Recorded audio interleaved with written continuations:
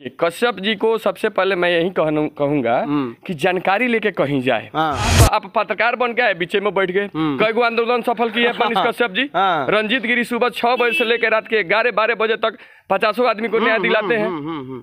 तो बताइए वो जब आए हैं तो यहाँ जानकारी रखना चाहिए कि रंजीत गिरी क्या है, यहाँ के लिए से मतलब चंपारण को तो उन्होंने अपमानित किया। मान लीजिए कह रहे कि अनिकेत पांडे को लोग ये बोलता है, हमको ये बोला, हमको मोतिहारी के लोगों ने गाली दिया हमारी बहन को। ए भाई ये सब कौन है? ये सब आप क्या रिपोर्टिंग करने आए, आंदोलन करने आए कि अपने घर की बात बताने?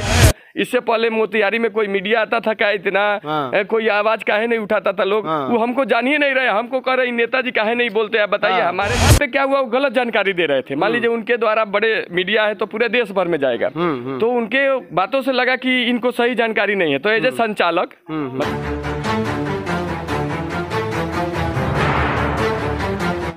अभी हमारे साथ मौजूद है रंजीत जी, जिनके एक कहीं ना कहीं एक समझाने की वजह से हमारे जो मनीष कश्यप सोन ऑफ बिहार है वो कहीं ना कहीं भड़क जाते हैं और इनको कुछ ऐसे ऐसी बातें बोलते हैं जिन पर कहीं ना कहीं इनकी जो सवालें हैं ये बात अपना इसमें कहना चाहते हैं। तो ऐसा कौन आपने बात कर दिया जिसके आपके बातों को लेकर के कहीं ना कहीं हमारे जो कश्यप हैं वो भड़क गए थे?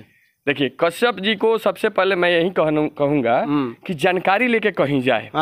यहाँ आंदोलन में आ गए थे उन्होंने, मैं संचालन कर रहा हूँ, उनके साथ वो थोड़ा पॉपुलर है तो ज्यादा भीड़ और मीडिया ज्यादा उनको फोकस कर रहा था। तो फर्स्ट दिन आए तो मैं संचालन कर रहा था, तो मैं उनको इशारा किया कि आप यहाँ आके आपको जगह दे रहे हैं, बैठिए। क्योंकि उनके आते ही सब लोग इस तरह से मतलब आप भी चाहिएगा कि हमारा बाइट हो जाए, तो सब लोग मतलब उनको लोगों को कचार दिया, लोग उठ के चले गए। तो दूसरे दिन वो गलती ना हो इसलिए मैं उनको बोला, तो आते आते चिढ़ गए। दूसरी चीज है कि मतलब पता नहीं उनको मैंने ललकारा भी था। बिहारी जैसे बिहारी को गाली दिया जा रहा था ऋषिकेश घाट पे, तो मैं बोला जाइए वहाँ बिहारियों का आप जाइए, रिलाई करते हैं वहाँ भी करके आइए। यहाँ भी मैं बोल दिया था उनके पत्रकारों को कि जाके एसपी साहब से बाइट लीजिए, तो नहीं। तो वहाँ पे क्या हुआ? वो गलत जानकारी दे रहे थे। मान लीजिए उनके द्वारा बड़े मीडिया है तो पूरे देश भर में जाएगा, तो उनके बातों से लगा कि इनको सही जानकारी नहीं है। तो एज ए संचालक मतलब हमारे मंच से न जाए बात गलत, इसलिए मैंने उनको रोक के ठीक करना चाहा। लेकिन वो तो समझाने को मतलब उनको मतलब सुनते कोई यहाँ तो नहीं था कि मतलब कुछ ऐसा चल जा रहा है कि बिगड़ जाता। और दूसरी चीज है कि वो पत्रकार थे, तो जब आए तो पहले दिन हम लोग को लगा कि कुछ सम्मानित करेंगे। आके एक आदमी के पीठ पे हाथ रख के कहिएगा हम लोग 10 गो संगठन वहाँ आंदोलन कर रहा है कि यही व्यक्ति है जो मैं यहाँ आ गया। और उनकी बातों में देखिएगा हमेशा मतलब उस समय मतलब एकदम आपे से खो जाना, मतलब कहीं भी कोई मतलब इस तरह से अपशब्दों का उन्होंने प्रयोग किया है जो मीडिया में चला है, वो मतलब कहीं भी मतलब उस तरह की पत्रकारिता उचित नहीं है। और मैं एक बात और कहना चाहूँगा कि वो मुझे इग्नोर कर रहे थे। मतलब मान लीजिए सब कोई बैठा हुआ है, मैं दरी से लेके शुरुआत के मैं रक्सौल भी गया था और दरी बिछाने से लेके मैं सब समाप्त होने के बाद ले जाता था, एक माइक भी होता था और संचालन मतलब अध्यक्षता सैनिक संघ के अध्यक्ष जी करते थे, संचालन मैं कर रहा था।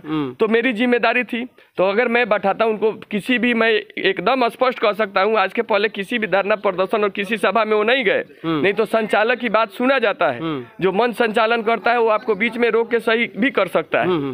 तो एकदम से मतलब चंपारण को तो उन्होंने अपमानित किया। मान लीजिए कह रहे कि अनिकेत पांडे को लोग ये बोलता है, हमको ये बोला, हमको मोतिहारी के लोगों ने गाली दिया हमारी बहन को। ए भाई ये सब कौन है? ये सब आप क्या रिपोर्टिंग करने आए, आंदोलन करने आए कि अपने घर की बात बताने? मैंने कौन सा ऐसा बात कर दिया? उनको तो 1 ही मिनट न बोला, वो हमारी बात वो सुन लेते। पटना हाई कोर्ट के वकील साहब आए हैं, मैं आपको वीडियो बता दीजिएगा कि उनको मैं बोल रहा हूँ तो धन्यवाद दिए कि चलिए आपने धन्यवाद जो ये एडिशन चीज मुझे बताया, मैं उनके पास ही बैठे। और संचालक के नाते मैं किसी को नहीं टोकूंगा।